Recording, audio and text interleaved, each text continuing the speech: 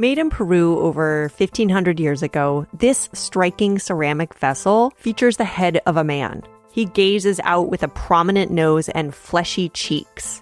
A painted textile wraps around his head with flaps down toward his ears. This object was produced by the Moche, a complex society that flourished between 100 and 850 on Peru's north coast. The Moche created some of the most visually distinct art in the ancient Americas, including these spectacular ceramic objects known as portrait vessels. So what exactly are Moche portrait vessels? These aren't just stylized heads.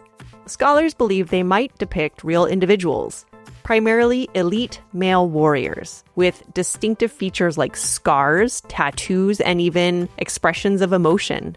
Some appear smiling or laughing, a rarity in Andean art and ancient art of the Americas more generally. The elaborate headdresses and jewelry identify these men as members of the elite. These vessels portray male warriors at different life stages, from youth to old age. Some depict a warrior adorned with regalia and ornaments, while others portray a stripped-down captive. Archaeologist Christopher Donnan proposes that Moche combat was ritualized rather than purely military. Elite warriors fought ceremonial battles. The losers were captured and sacrificed.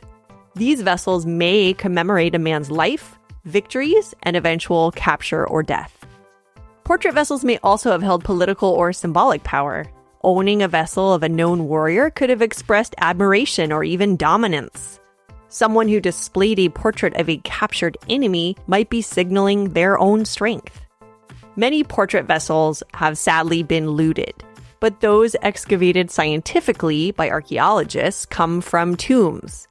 Interestingly, they weren't buried with the person shown on the vessel.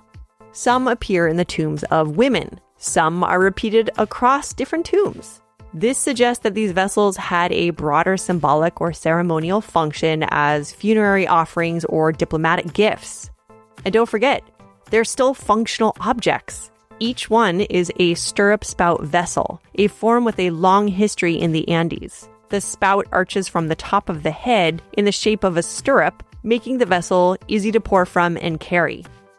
Though individualized, most were mold-made and then finished by hand, allowing for both repetition and variation. This blend of standardization and individuality is typical of Moche art. They were usually painted in red and cream and then polished to a glossy sheen. The most lifelike examples date to the middle period of Moche history, around 350 to 550. When themes of warfare, sacrifice, and elite identity dominate their art. And then suddenly they disappear. We don't exactly know why. Still, these vessels remind us that the Moche valued memory, identity, and power captured forever in clay.